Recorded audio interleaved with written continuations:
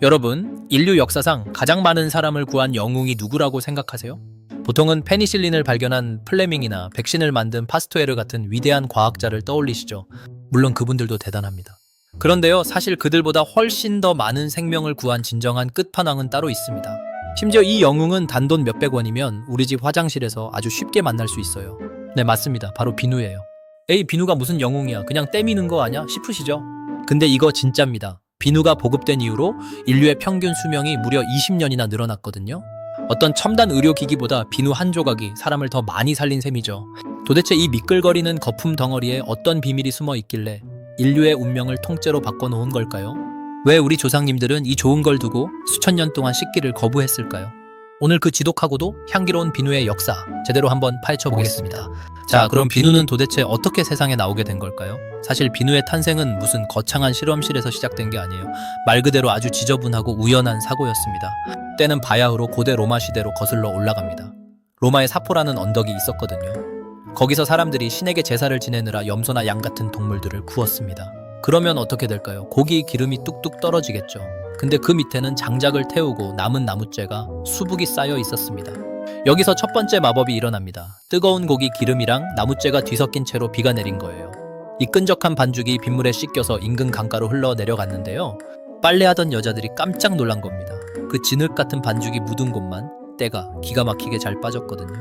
비누의 영어 이름인 소프가 이 사포 언덕에서 따온 말이니 말 그대로 제사 지내다 남은 찌꺼기가 인류를 구원한 셈이죠. 그런데 여기서 반전이 있습니다. 로마 사람들은 목욕을 참 좋아했잖아요. 근데 로마가 망하고 중세시대가 오면서 인류는 씻는 걸 멈춰버립니다. 아니, 멈춘 수준이 아니라 씻는 걸 아주 무서워했어요. 당시 의사들이 뭐라고 했는지 아세요? 따뜻한 물로 몸을 씻으면 피부에 있는 구멍, 즉 모공이 열린다고 믿었습니다. 그 열린 구멍으로 흑사병 같은 나쁜 공기가 쏙쏙 들어와서 사람을 죽인다고 생각한 거예요. 그래서 살고 싶으면 절대 씻지 말라는 게 당시의 상식이었습니다. 이게 어느 정도였냐면요. 그 화려한 베르사유 궁전의 주인공 루이 14세도 평생 목욕을 딱 2번 했다는 기록이 있을 정도입니다. 왕도 이 정도인데 일반 백성들은 오죽했겠어요. 온 도시가 오물과 악취로 진동을 했고 사람들은 그 냄새를 가리려고 향수를 뿌려댔습니다. 비누는커녕 물도 멀리하던 그야말로 더러움의 시대였죠. 물론 비누가 아예 없었던 건 아니에요. 하지만 당시 비누는 지금처럼 향기롭지도 않았고 무엇보다 너무 비쌌습니다. 나무째를 태워서 일일이 기름이랑 섞어 끓여야 하는데 이 과정이 너무 힘들고 재료도 귀했거든요. 비누 한 조각이 웬만한 집 한 달 월급이랑 맞먹을 정도였으니 평민들은 감히 꿈도 못 꾸는 왕족들의 전유물이었습니다. 하지만 18세기 산업혁명이 시작되면서 상황이 급변합니다. 사람들이 일자리를 찾아 도시로 꾸역꾸역 모여들기 시작한 거예요. 좁은 곳에 너무 많은 사람이 모여 사니까 어떻게 됐을까요? 쓰레기와 오물이 넘쳐나고 전염병이 창궐했습니다. 콜레라 같은 병이 한 번 돌면 수만 명이 속수무책으로 죽어나갔죠. 이제 더러움은 단순히 기분 나쁜 문제가 아니라 인류의 생존을 위협하는 거대한 장벽이 된 겁니다. 이때 구원투수가 등장합니다. 바로 프랑스의 화학자 니콜라 르블랑이었어요. 당시 비누를 만들려면 탄산나트륨, 즉 소다가 꼭 필요했는데요. 이걸 얻으려면 해조류를 엄청나게 태워야 해서 가격이 비쌀 수밖에 없었습니다. 프랑스 정부는 현상금까지 걸고 소다를 대량으로 만드는 법을 공모했죠. 르블랑은 인생을 걸고 연구에 매달렸습니다. 그리고 마침내 소금에서 소다를 뽑아내는 획기적인 방법을 찾아냈어요. 이게 왜 대단하냐면요. 주변에 널린 게 소금이잖아요. 비싼 해조류 대신 흔하디 흔한 소금으로 비누 재료를 만들 수 있게 된 겁니다. 드디어 비누를 싸게 대량으로 찍어낼 수 있는 길이 열린 거죠. 하지만 안타깝게도 르블랑은 혁명의 소용돌이에 휘말려 자신이 만든 기술로 돈 한 푼 못 벌고 쓸쓸히 생을 마감합니다. 진정한 영웅은 원래 비극적인 법일까요? 그의 기술을 이어받아 비누를 진짜 대중화시킨 건 영국의 레버 형제였습니다. 그들은 생각했어요. 비누를 그냥 파는 게 아니라 갖고 싶게 만들어보자. 그래서 지독한 냄새가 나던 투박한 비누에 향기를 넣고 예쁜 종이로 포장을 해서 선라이트라는 이름을 붙여 팔기 시작했습니다. 노동자들도 하루 일당으로 충분히 살 수 있을 만큼 가격을 낮췄고 대대적인 광고를 뿌렸습니다. 아이를 씻기는 엄마의 모습, 깨끗한 옷을 입은 가족의 미소. 사람들은 깨닫기 시작했어요. 아, 씻는 게 무서운 게 아니라 씻어야 살 수 있는 거구나. 이 작은 거품 덩어리가 마침내 귀족의 성벽을 넘어 가장 가난한 노동자의 손바닥 위로 내려온 순간이었습니다. 비누가 대량으로 보급되자 세상에는 정말 기적 같은 일들이 벌어지기 시작했습니다. 단순히 몸에서 향기가 나고 깨끗해진 수준이 아니었어요. 인류의 생존 공식 자체가 통째로 바뀌어 버렸거든요. 가장 먼저 나타난 변화는 아이들이 죽지 않기 시작했다는 겁니다. 19세기까지만 해도 태어난 아기 4명 중 1명은 돌도 지나기 전에 죽었습니다. 부모들은 아이가 태어나도 이름을 바로 짓지 않을 정도였죠. 그런데 비누가 보급되고 사람들이 손을 씻기 시작하자 영아 사망률이 말도 안 되는 속도로 뚝 떨어집니다. 특별한 수술이나 비싼 약도 필요 없었어요. 그저 밥 먹기 전에 손을 씻고 몸을 비누로 닦았을 뿐인데 아이들이 살아남은 겁니다. 이건 문명사적으로 엄청난 사건입니다. 아이들이 살기 시작하니까 인구가 폭발적으로 늘어났고 부모들은 이제 아이의 생존이 아니라 교육과 미래에 투자하기 시작했거든요.